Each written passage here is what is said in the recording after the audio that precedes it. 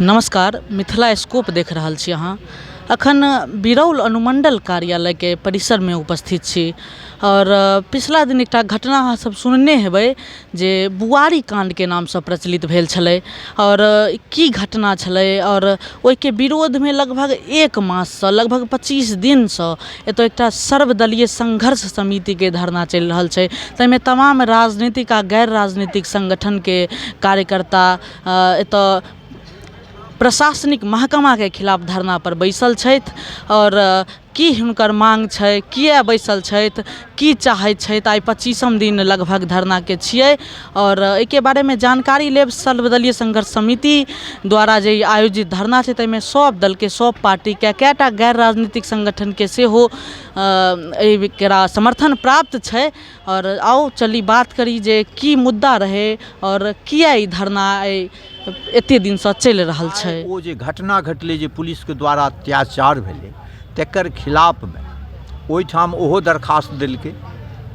ओ police एकटा FIR दर्ज केलकै जे दुनू पार्टी ओ जातीय दंगा के वातावरण देखात के ये पुलिस अपने FIR केलकै जाहिमे 15टा राजपूत और 7टा पासवान के जातीय दंगा कऽ के।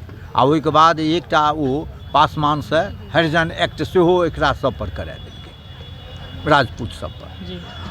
वो सब एहिठाम 21 तारीख से धरना पर बैसला। वो घटना घटलै, हम सब तुरंत ओकर कमिटी बनेलिए, लोग के जे छै से पठेलिए।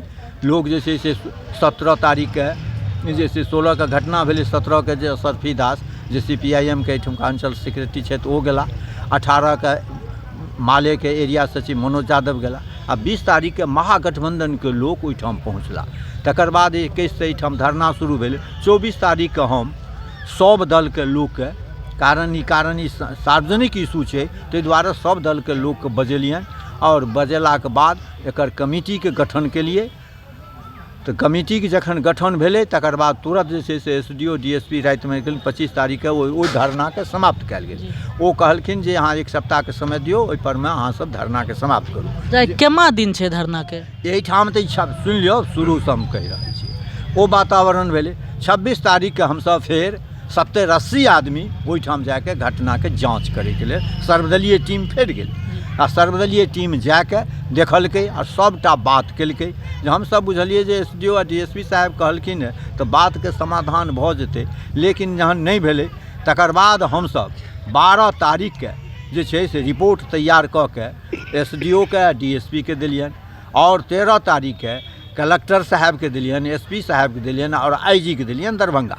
आ 13 के भऽ गेल। 14 के हमसब पटना पहुँचलहुँ। 15 के जे छै से पूरा बिहार सरकार के जते मुख्यमंत्री, उप मुख्यमंत्री, राज्यपाल, DGP, मुख्य सचिव, माने जते कोनो अथी छै बहुत सब MLA, MP, विरोधी दल, पक्ष विपक्ष सबके हमसब ई सूचना माने सबके लिखित रिपोर्ट दिलियन जे ई घटना घटलैए, एहि पर में कार्रवाई हेबाक चाही।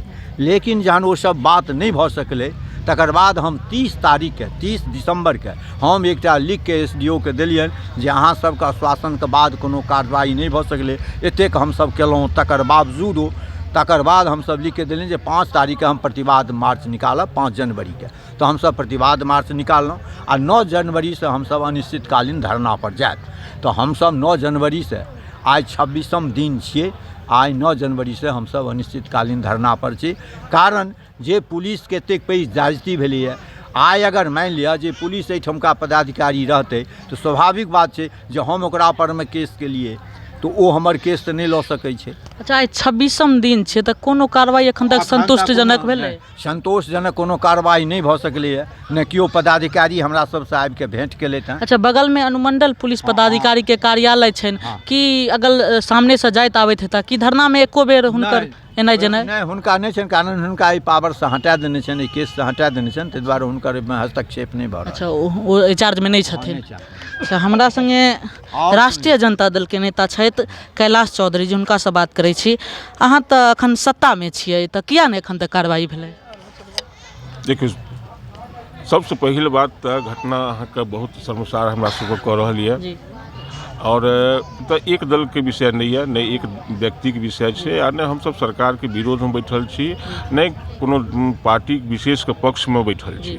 हमर सबके एक सूत्री ई मांग है कि भारत के संविधान सब पर बराबर रूप से लागू होइ छै। जी अगर जनता अपराध करै छै तो ओकरो लेल सजा छै। पुलिस निरपराध निर्दोष जनता के साथ अमानवीय व्यवहार ओतऽ केलथि हन और हमसब इएह चाहै छियै जे दोषी पुलिसकर्मी छै हुनका अविलम्ब जे छै से एतऽसँ हटायल जाय, हुनका पर विभागीय कार्रवाई कयल जाय और जे पीड़ित के द्वारा जे थाना में आवेदन देल गेल छै ओहि आवेदन के दर्ज कयल जाय। हमरा सबके बाकी किनको से कोनो प्रकार के नहीं समर्थन नहीं विरोध। हमसब एहि मुद्दा के देख रहल छी जे 108 वर्ष के वृद्ध महिला के साथ सर फोड़ि देल गेलै। आब अहाँ अंदाज लगा सकै छी जे 108 वर्ष के वृद्ध महिला पुलिस से की काउंटर कऽ सकै छै? गर्भवती 8 महीना के गर्भवती महिला की पुलिस से काउंटर कऽ सकै छै? बच्चा ओकर छै से मृत पिछला कुछ दिन पहले भेलै हन। अच्छा, घर में मृत्यु भऽ गेलै बच्चा के? जी जी, बच्चा जे छै से मृत पैदा भेलै ओहि पिटाई के कारणे। अहाँके किशोरी बच्ची के रीढ़ के हड्डी तोड़ि देल गेलै, IGMS से ओकरा उपचार भऽ गेलै हन। एहन दुखद घटना भेलै हन। हमसब अहाँके चैनल के माध्यम से वरीय पदाधिकारी शासन प्रशासन से ही मांग कर रहल छी जे हमरा सबके कोई अथी नहीं है किनको से। हमरा सबके सिर्फ एके गो विषय है जे दोषी पुलिसकर्मी छथि हुनका भारतीय कानून के हिसाब से, पुलिस कानून के हिसाब से हुनका सजा मिलबाक चाही। अच्छा, हमरा संगे हिंदुस्तानी आवाम मोर्चा के नेत्री ज्योति जी छथि। की मांग छै अहाँ सबके? 26 दिन से जे धरना पर बैसल छियै तऽ प्रशासन से की आस लगेने छियै? प्रशासन से ही आस लगेने छियै से हमरा सबके जे मांग छै पूरा हेबाक चाही। और जे पुलिस प्रशासन अत्याचार केलकै हन हुनका यहाँ से जहाँ भेजैके चाही, विदेश चाहे मुंगेर चाहे जहाँ भेजैके चाही, लेकिन प्रखंड से, बिरौल प्रखंड से हुनका हम यही मांग करै छियै हुनका यहाँ से हटबैके हम सब धरना गिरे, ट्रांसफर कऽ देल जाए। ट्रांसफर जाए या जतऽ जाए, लेकिन यहाँ से हुनका हटना हेतै। और सरकार से यही मांग करै छियै जब तक सरकार हमरा पूरा नहीं करथिन तब तक हम सब यहाँ से नहीं हटें। अच्छा, धरना पर बैसल रहबै, शांतिपूर्वक धरना चलैत रहतै? बिल्कुल ऐसा ही चलते रहते, चाहे जब तक विधानसभा हेतै तब तक यहाँ बैठल रहबै, जब तक हमरा मांग पूरी नहीं हेतै तब तक हम सब नहीं। अच्छा, हमरा संगे माधव वत्स जी छथि, भारतीय जनता पार्टी के जिला प्रवक्ता छथि। 26 दिन से बैसल छियै, नहीं कोनो कार्रवाई अखन तक भेलैए, आगाँ की रणनीति छै? देखू, एतऽ जे हाल छै एखन शासनक नियंत्रण प्रशासन पर से हटि गेल छै। परिस्थिति एहन भए गेलै प्रशासक एहिठाम अराजक रवैया अपनौने छै। भारतीय लोकतांत्रिक राज व्यवस्था जे छै तकर 3टा पार्ट छै। शक्तिके विकेंद्रीकरण कयल छै, विधायिका, कार्यपालिका, न्यायपालिका।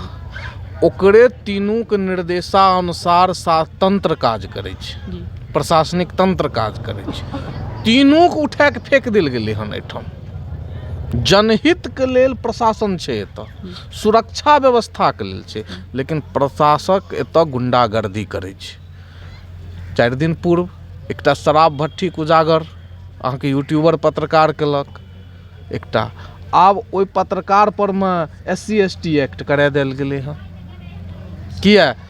एहिठामक पुलिस प्रशासन के विफलता के विरोध में जँ कियो बाजतै, पक्षक लोक होय अथवा विपक्षक लोक होय, कोनो राजनीतिक कार्यकर्ता, सामाजिक कार्यकर्ता अथवा पत्रकारिता के लोक जँ बाजतै तो ओकरा मुँह के दबा देल जेतै। हमरो सब पर 5 तारीख के प्रतिवाद मार्च निकालल गेल छल।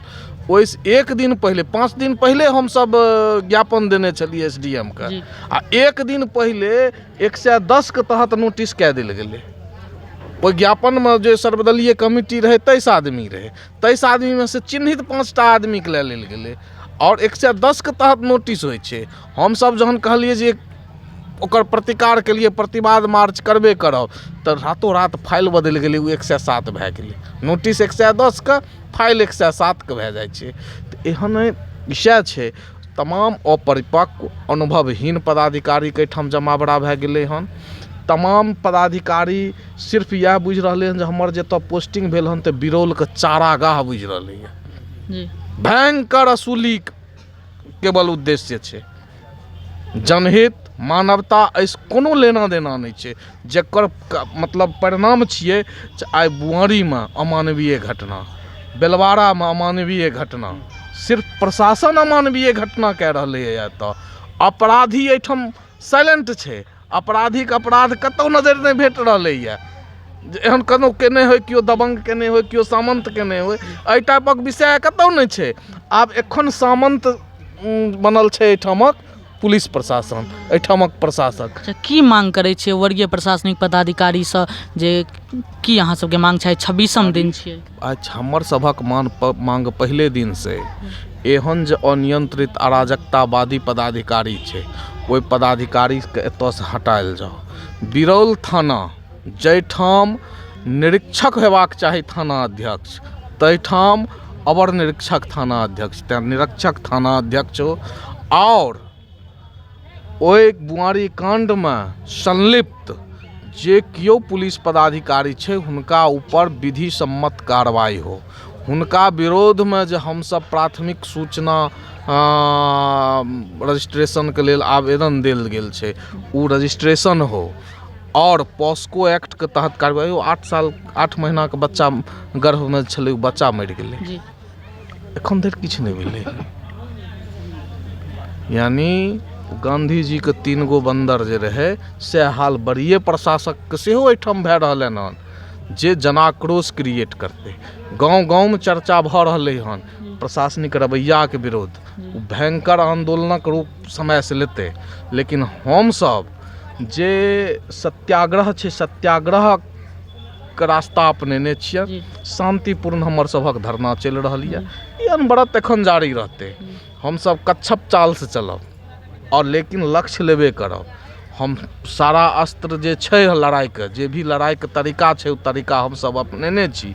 सड़कसँ सदन तक, न्यायपालिका तक, एहि अराजक, एहि शोषक, एहि सामंतवादी पदाधिकारीके विरुद्ध हमर सभक लड़ाई जारी है, जे निरंतर जारी रहत। सुनलहुँ जे हिनकर सबके मांग छै कि निष्पक्ष जांच होय और जे अपराधी छै जे जिनका पर कार्रवाई सुनिश्चित होय। यूट्यूब पर देख रहल छी तऽ चैनल के सब्सक्राइब करब, फेसबुक पर देख रहल छी पेज के फॉलो करब। बहुत बहुत